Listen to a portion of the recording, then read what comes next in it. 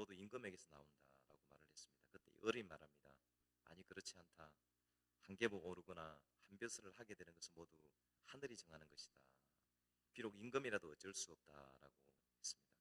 그래서 서로 자기의 주장을 굽히지 않고 있는 상황 속에서 이제 엿듣고 있던 태종이 이제 갑에게 조서를 하나 썼습니다. 어떤 종이를 줬느냐면은 자기 아들인 세종왕에게 이런 얘기를 했습니다. 이 종이를 가지고 가는 아전에게 직급을 하나 올려주세요라고 이제 편지를 쓴 겁니다. 그래서 그 종이를 누구에게 들려보냈느냐? 갑에게 들려보낸 겁니다. 근데 중요한 것은 갑이 그 종이를 들고 가다가 갑자기 복통이 나가지고 화장실에 가면서 그 종이를 을에게 주고 이것을 좀 전달해 달라고 가지고 간 겁니다. 내용을 몰랐던 것이죠. 다음 날 인사 발령이 났습니다. 그런데 직급이 올라간 사람은 갑이 아니고 을이 올라가게 된 것입니다. 그래서 태종이 이상히 여겨서 그 까닭을 알아보았습니다. 그리고 그 까닭이 뭡니까? 태종은 갑에게 직분을 주고 한 계급 승진을 시키려고 했는데 복통 때문에 어떻게 된 겁니까? 을이 종이를 들고 가게 되었고 누가 올라가게 된 겁니까? 을이 직급을 얻게 된 것이었습니다. 그래서 태종은 경탄에 맞지 않았다고 합니다. 왜? 자기가 왕일지라도 계급을 올리는 것은 하늘의 뜻이라는 것을 인정할 수밖에 없었다는 얘기가 됩니다.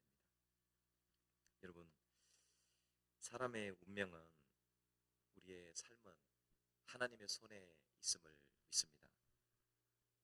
사람이 아무리 치밀하게 계획을 세울지라도 그것을 성사시키고 그것을 실행할 수 있는 분은 하나님 한 분이십니다.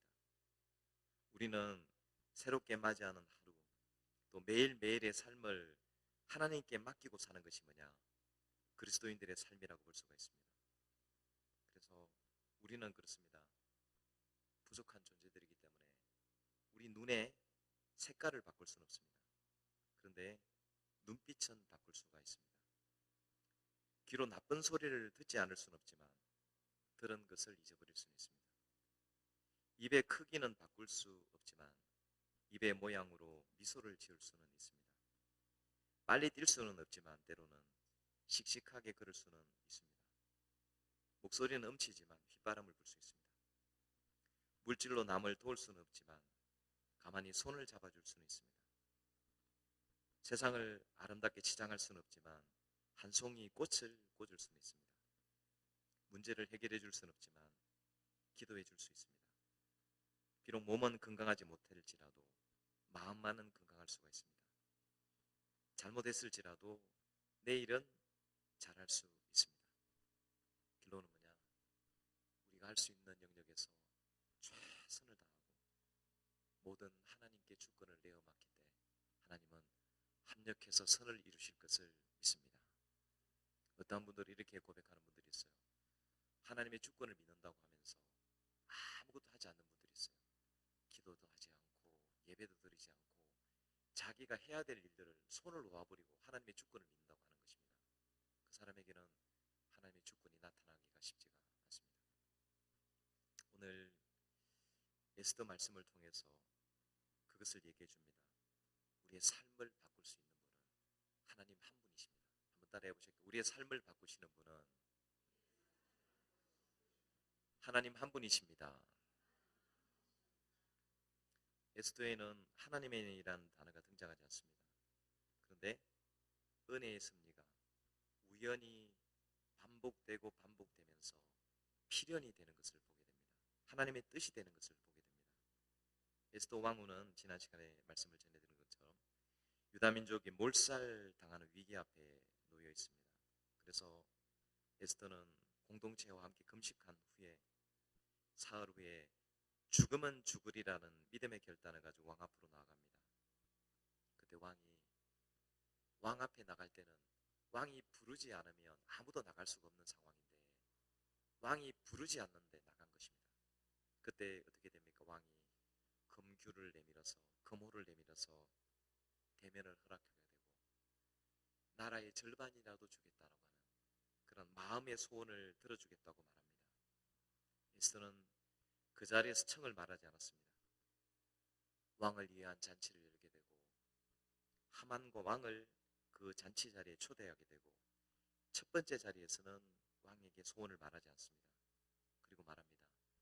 내일 다시 잔치를 열 것인데 그때 말씀드리겠다고 말을 하게 됩니다. 그런데 이 에스더의 신중한 계획 속에 변수가 생기는 게 뭡니까? 잔치에 참여하고 대궐에서 돌아가던 하만이 누구를 보게 됩니까? 모르드게를 보게 되면서 모든 것이 뒤틀린 하만은 모르드게를 죽이려고 했던 것입니다. 하만의 입장에서는 어떻습니까? 모든 권력과 권세를 가지고서 자기가 마치 왕처럼 신처럼 떠받침을 받는데 유일한 존재인 누구? 모르드게만이 자기에게 굽히지 않게 되는 것입니다. 그래서 하만은 아내와 친구들의 조언을 받아가지고 어떻게 합니까? 왕에게 구해서 내일 아침에 이 모르드게를 자기 집에 있는 장대에다가 달기로 계획을 세우게 되는 것입니다. 그래서 두 계획이 지금 엄청나게 긴장 관계를 유지하고 있는 겁니다. 하나는 뭡니까? 에스더는 왕에게 하만의 비리를 고발해서 하만을 없애려고 하고 하만은 어떻게 하는 겁니까? 모르드게와 유대인을 처벌하려고 하는 이러한 두 가지 계획이 하나는 선한 계획이 서 있고 하나는 악한 계획이 두 계획이 충돌하고 있는 것입니다. 이 절체절명의 위기의 순간에 하나님은 모르드게와 하만의 운명을 바꾸실 일을 진행하시는 것입니다. 그래서 오늘 첫 번째 말씀 같이 제목 보겠습니다. 같이 합독하겠습니다. 시작. 왕이 모르드게의 공로를 알게 되다. 오늘 본문 1절 3절 말씀인데요. 같이 1절로 3절까지 말씀을 같이 합독해서 읽겠습니다. 시작. 그날 밤에 왕이 잠이 오지 아니하므로 명령하여 역대일기를 가져다가 자기 앞에 읽히더니 그 속에 기록하기를 문을 지키던 왕의 두넷이 빅다나와 데레스가 아하수에로 왕을 암살하는 음모를 모르드게가 고발하였다는지라. 왕이 이르되 이 일에 대하여 무슨 종교와 관작을 모르드게에게 베풀었느냐 하니 척건 신하들이 대답하되 아무것도 베풀지 아니하였나이다 하니라. 여러분, 우리가 살다 보면 밤에 잠이 오지 않는 날이 있습니다. 물론 이 자리에도 아마 불면증 때문에 좀 힘들어하시는 분들이 있을 것 같은데요. 여러분은 밤은 좀 안녕하십니까? 저는 굉장히 하나님께 받은 복 중에 하나가 뭐냐? 이렇게 베개에 머리를 대는 순간 자는 스타일입니다. 그래서 네, 요즘 이제 나이가 조금씩 들다 보니까 깊이는 못 자고요. 한번 머리 붙이면 정확하게 일어나는 시간이 4시간 반, 5시간. 5시간은 많이 자는 거고 대부분 4시에서 4시간 반 정도는 일어납니다. 근데 여기에도 좀 밤에 잠이 안 오시는 분들 많이 계시죠? 여러분들에게 주님께서 여러분 사랑하시는 여러분에게 잠을 주시기를 주님의 이름으로 축복합니다. 근데 예배 시간에 졸면서 그런 얘기하면 안 돼요. 여호와께서 사랑한 자에게 잠을 주신다 이런 얘기는 안 되고요. 자, 오늘 왕이 밤에 잠이 안 왔습니다. 왕이기 때문에 페르시아 제국을 다스리는 왕이기 때문에 잠이 오지 않으면 할 일이 많을까요? 적을까요? 엄청 많이 있습니다. 술을 마실 수도 있고 유흥이나 쾌락이나 모든 것을 즐길 수가 있는 상황인데요. 오늘 왕은 무엇을 선택합니까? 하필이면 우리나라로 말하면 실록이죠. 왕의 그런 일기를 기록한 실록을 읽게 되는 거죠. 그래서 궁중 일기를 읽을 마음이 생기는 것입니다. 자, 이게 이제 하나님께서 사람의 생각을 주관하시는 것을 보게 되는 것 아니겠습니까? 그러다가 마침 또 그 일기가 많을 거 아니에요, 그죠? 근데 어떤 부분이 읽혀지게 되는 겁니까? 모르드게가 반역하기로 한 두 내시를 고발하는 장면을 읽게 되는 것을 봅니다. 자, 대략적으로 어떻습니까? 누가 왕국에서 왕의 배반해서 왕을 대적죄를 저질러서 왕을 살해하려고 하는 계획을 알려줘서 그것을 알게 되면은 그냥 지나갑니까? 아니면 엄청난 상을 받게 됩니까? 그래서 옛날에 우리 어릴 때 항상 얘기했던 게 그렇습니다. 간첩 신고하면 그 상금이 굉장히 컸잖아요. 그 어린 마음에 우리도 좀 간첩 신고해보자 이런 마음들 많이 있었던 것 같고요. 요즘은 어떻습니까? 로또에 대한 열망들이 아직도 좀 있죠. 그런데 왕에 대한 반역을 신고했다는 것은 엄청난 상을 받게 되어 있는 것입니다. 그런데 1절로 3절의 말씀에 보면 왕이 물어봅니다. 이렇게 엄청난 일이 있었는데 이것을 고발한 모르드게에게 상을 베풀었느냐, 종기와 관장을 베풀었느냐라고 물어볼 때에 대답했습니다. 신하들이 아무것도 하지 않았습니다. 여러분 말씀드린 것처럼 상을 베푸는 것이 너무나 당연하고 상을 받아야 됐었는데 모르드게는 상을 베풀지 않은 것입니다. 상을 받지 못하는 것입니다. 이게 뭘까요? 하나님께서 이미 이 이야기 속에 깊이 개입하고 계시는 것입니다. 뭘까요? 이 일을 귀하게 쓰시려고 간직해 두었던 겁니다. 그래서 지혜로운 사람들은 이겁니다. 물질이 주어지거나 좋은 일이 생기거나 자기에게 어떤 축복이 나타날 때 그걸 막 떠벌리고 다니는 사람들, 지혜롭지 못한 사람들입니다. 뭔가 정말 자랑하고 싶은 좋은 일이 생겼을 때 그것을 떠벌려서 다 쏟아버리는 사람들이 아니라 저와 여러분에게 이러한 은혜가 있을 때에 그것을 정말 귀하게 쓸 수 있게 되기를 주님의 이름으로 축복합니다. 그래서 이 사건은 뭡니까? 하나님께서 간직하고 계시는 것을 보게 됩니다. 여러분, 우리의 기도가, 우리의 믿음이, 우리의 헌신이 하늘에 쌓이고 있음을 믿으시기를 바랍니다. 우리는 그런 마음이 들잖아요. 잘하면은, 헌신하면은, 충성하면은 속히 뭔가 칭찬을 받거나 열매를 거두기를 원하는데요. 어떻게 보면 그렇게 되지 않는 일들이 훨씬 더 많은 것이 인생이라고 볼 수가 있습니다. 근데 중요한 건요. 이것은 하나님이 기억하신다는 것을 기억하시기를 바랍니다. 우리 한번 옆 사람에게 이야기해 줍시다. 우리의 믿음을 하나님이 기억하십니다. 시작. 우리의 믿음을 하나님이 기억하십니다. 한 번 더. 우리의 기도를 하나님이 기억하십니다. 시작. 우리의 기도를 하나님이 기억하십니다. 그리고서 왕이 이 모르드게에게 상을 주기 위해서 마침 신하를 찾았는데 누가 와 있습니까? 내일 아침에 이제 아침에 모르드게를 장대에 높이 달기 위해서 고하기 위해서 하만이 일찍 와 있었던 겁니다. 보세요. 근데 참 하나님 대단한 분 아닙니까? 그죠?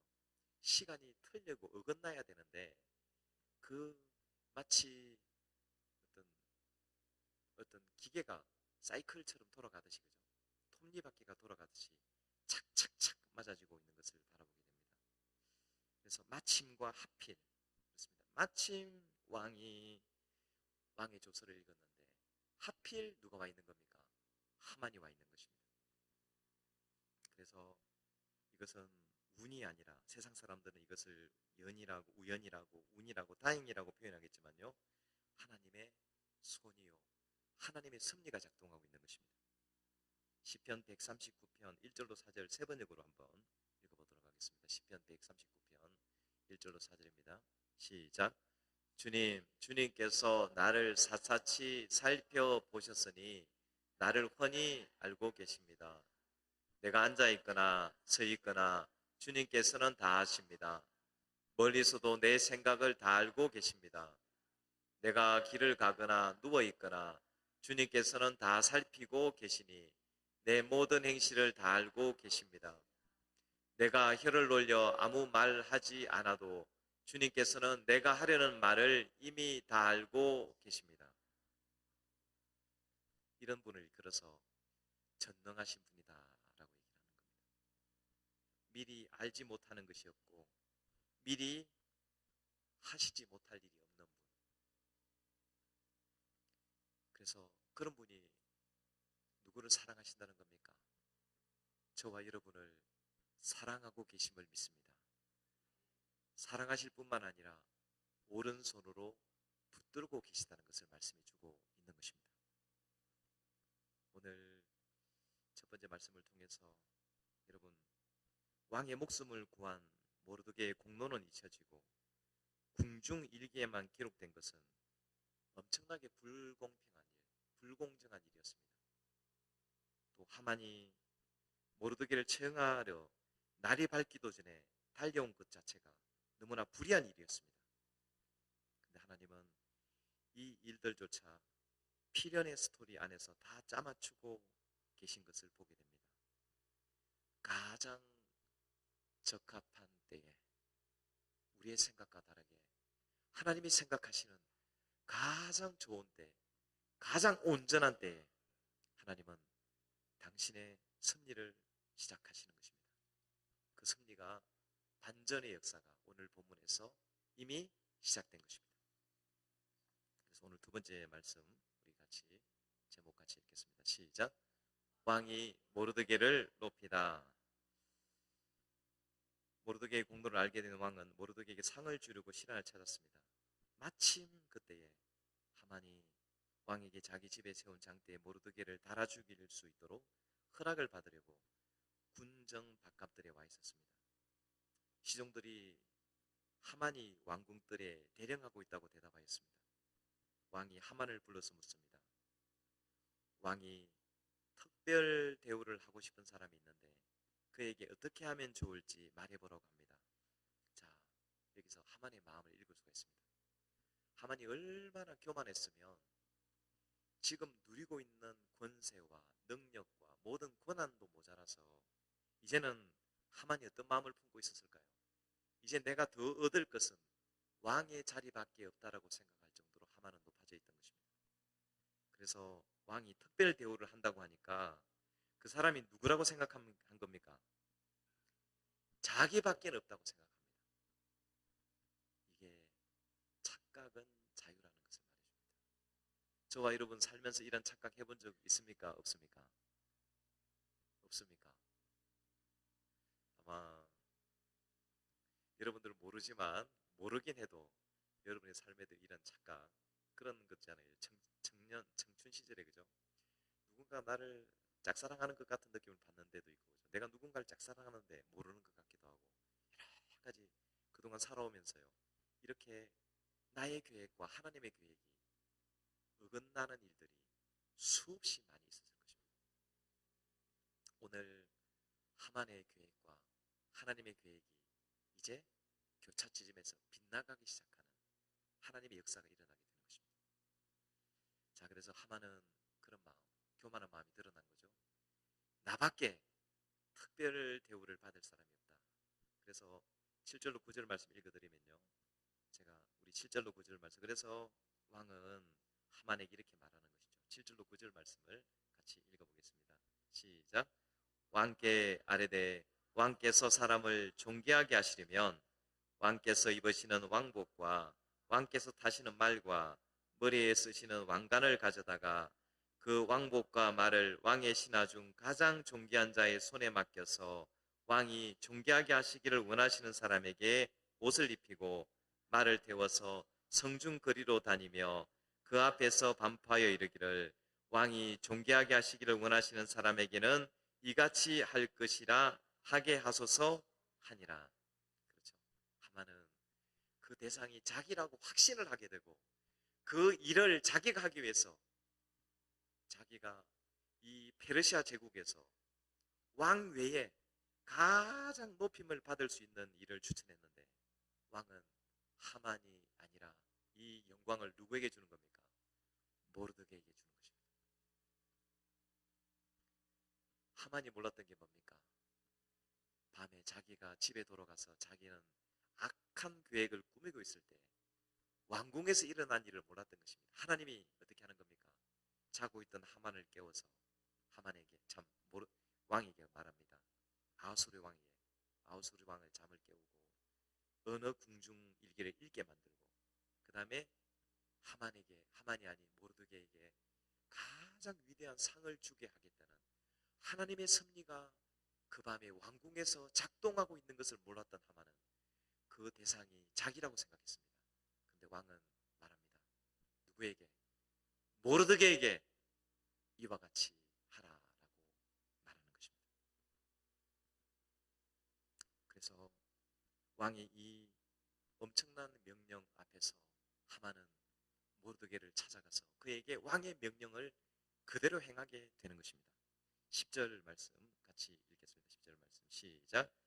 이에 왕이 하만에게 이르되 너는 내 말대로 속히 왕복과 말을 가져다가 대궐문에 앉은 유다 사람 모르드게에게 행하되 물은 내가 말한 것에서 조금도 빠짐이 없이 하라.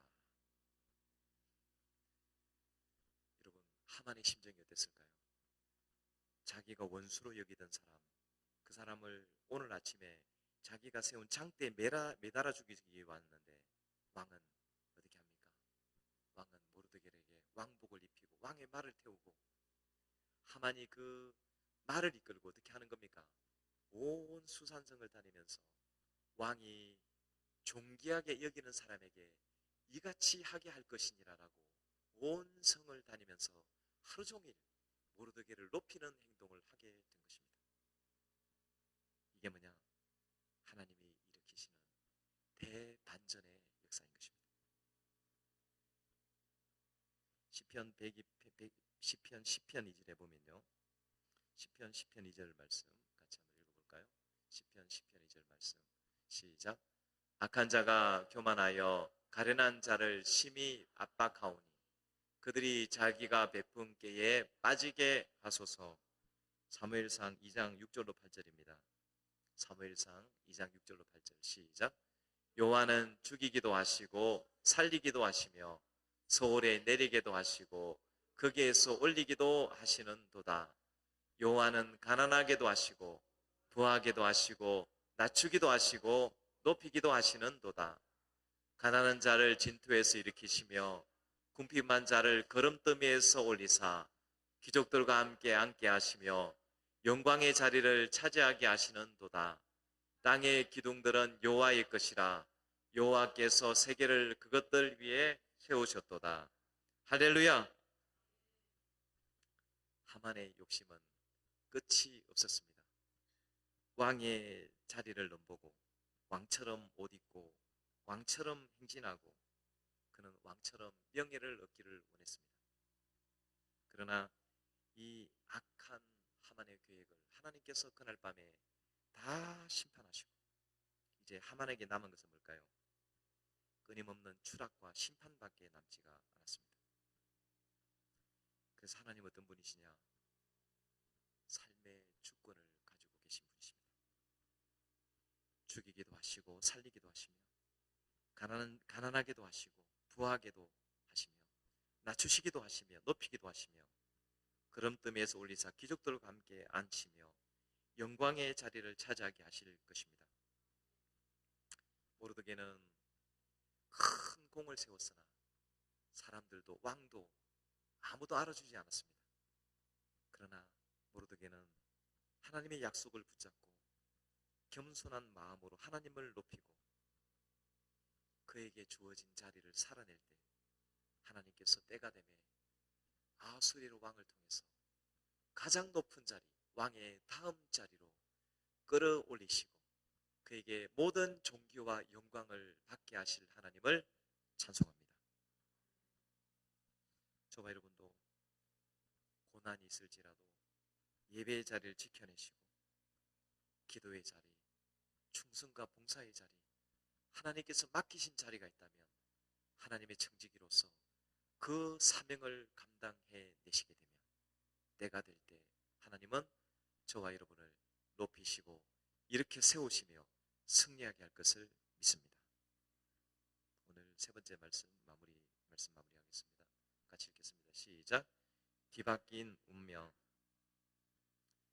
그동안 에스더에서 하나님은 숨어 계시는 하나님이었습니다. 근데 오늘 본문에서는 어떻습니까?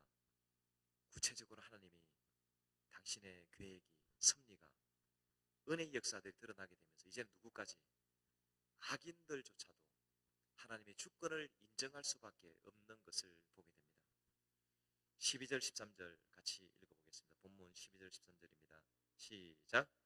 모르드게는 다시 대궐 문으로 돌아오고 하만은 번뇌하여 머리를 싸고 급히 집으로 돌아가서 자기가 당한 모든 일을 그의 아내 세레스와 모든 친구에게 말하며 그중 지혜로운 자와 그의 아내 세레스가 이르되 모르드게가 과연 유다 사람의 후손이면 당신이 그 앞에서 굴욕을 당하기 시작하였으니 능히 그를 이기지 못하고 분명히 그 앞에 엎드려지리이다. 아멘. 하만은 번뇌로 머리를 싸고 돌아와서 아내와 친구들에게 그가 자기에게 당한 일을 고백할 때 이제 어떻게 됩니까? 아내와 친구들도 당신은 모르드게와 유다인을 이길 수 없겠다라고 하나님의 주권과 승리를 인정할 수밖에 없게 되는 역사가 일어나게 된 것입니다. 여러분, 저도 그렇고 여러분도 그렇고 믿음이 연약할 때가 있었습니다.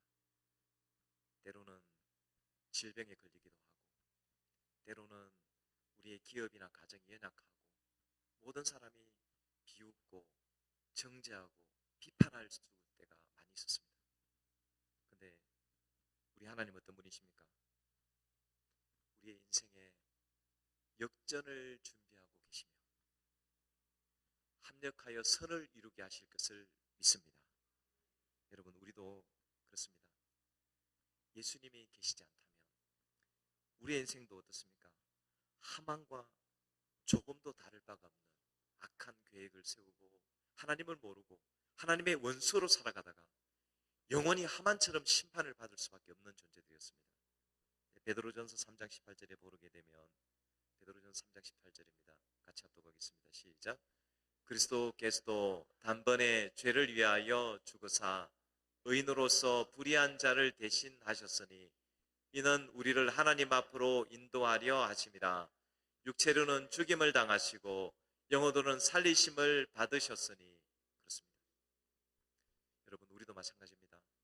예수님이 계시지 않고 예수님께서 십자가의 죽음과 부활이 없다면 우리도 하만과 같이 그렇게 악하지는 않을지라도 세상 사람과 더불어 살다가 하나님의 원수로 살다가 영원한 심판과 지옥을 피할 수 없는 죄인 중에 괴수로 살게 되었을 것이고 인생을 마감했을 것입니다. 그런데 하나님의 아들 예수님께서